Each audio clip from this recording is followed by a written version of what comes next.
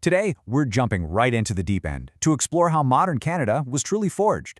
We're going to trace its path through 2 world wars, a Cold War, and some massive social changes to really understand how it became the country we know today. Let's get started. So, let's start with a big question. How does a country actually become a country? For Canada, it wasn't some single dramatic moment of independence. Nope, it was a long journey, a gradual evolution full of negotiation, conflict, and yes, a whole lot of sacrifice that stretched over decades. So here's our roadmap. We'll start with the promise of confederation.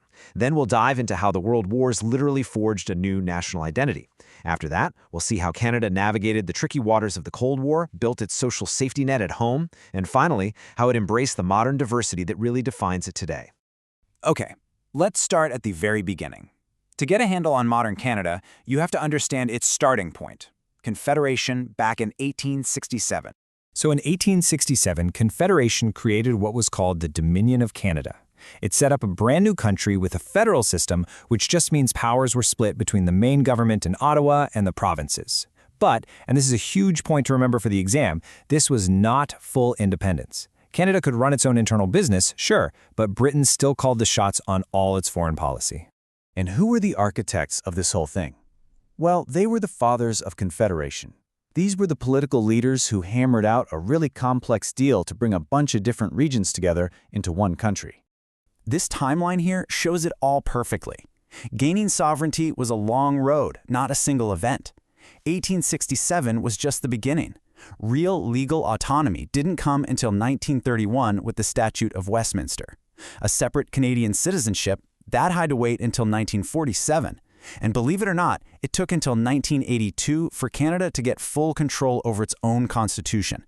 The key takeaway here is that independence was a slow, step-by-step process. So, what lit a fire under this slow journey to independence? Well, it was a literal trial by fire. The 2 world wars were absolutely pivotal. They hammered out a new Canadian identity and transformed the country from just another British dominion into a truly independent nation. This brings up a really important question you need to know the answer to. Why was Canada automatically at war in 1914? The answer goes right back to that dominion status we talked about. At the time, Britain still controlled Canada's foreign policy. So when Britain declared war on Germany, Canada was at war too. Simple as that. No choice in the matter. And Canada's contribution was just immense. Over 600,000 Canadians served in the war. Now think about this. The country only had about 8 million people at the time. That is a massive national commitment. The human cost was absolutely staggering. 60,000 killed, 170,000 wounded. This incredible shared sacrifice changed the nation forever.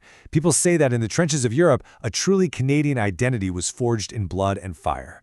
And all that sacrifice had real political results. Victories, like the one at Vimy Ridge, where all 4 Canadian divisions fought together for the first time, earned Canada a huge amount of respect. This new prestige gave Canadian leaders the leverage they needed to demand and get their own independent signature on the Treaty of Versailles. This was a giant leap towards true autonomy. If you want to see Canada's evolution in one slide, this is it. In 1914, boom, automatic entry into war. But by 1939, it was a completely different story. It was an independent choice. Canada's own parliament debated the issue and voted to declare war a full week after Britain did. This is a critical point to remember because it's the clearest possible proof of how much Canada had grown as a sovereign nation. World War II completely transformed Canada into a major industrial and military power. The Navy's role in the Battle of the Atlantic was absolutely crucial. By the end of the war, Canada had the 3rd largest navy in the world. At home, the British Commonwealth Air Training Plan turned Canada into what they called the Aerodrome of Democracy, training over 130,000 Allied aircrew. And with over 1 million citizens in uniform, Canada came out of the war as a respected middle power on the world stage. So after proving itself on the world stage, Canada stepped into the post-war era with a whole new level of confidence. But the world had changed. It was now sliced in 2 by the Cold War, and Canada had to figure out its place in this new and, frankly, very dangerous world. A huge test of this new role came pretty fast with the Korean War. This was Canada's first major military action under the flag of the United Nations. It really cemented a core idea of its foreign policy: a deep commitment to collective security and an international order based on rules. To protect itself against the Soviet threat, Canada helped create two key alliances. Now, listen up because it is really important not to mix these two up for the test. First, you've got NATO, the North Atlantic Treaty Organization. That's a big multinational alliance to defend Western Europe and North America. Second, you have NORAD. That's a specific joint command with the United States designed to defend our shared airspace from bombers or missiles. So NATO is the big group, NORAD is the two-country team for North American skies. Now, all these global conflicts didn't just have an impact abroad. They completely reshaped Canadian society at home. Think about it. The shared misery of the Great Depression, followed by the all-out national effort for the war, created the political desire for something new, a social safety net to protect all Canadians. And you can see them building the pillars of this safety net, piece by piece, over the decades. It started with old age security, then came the really critical introduction of unemployment insurance in 1940. Later on, we got the Canada and Quebec pension plans. These weren't just government programs. They became a core part of what it means to be Canadian. All right, this brings us to our final section, Canada's last few steps toward full sovereignty and the creation of the modern, multicultural nation that we recognize today.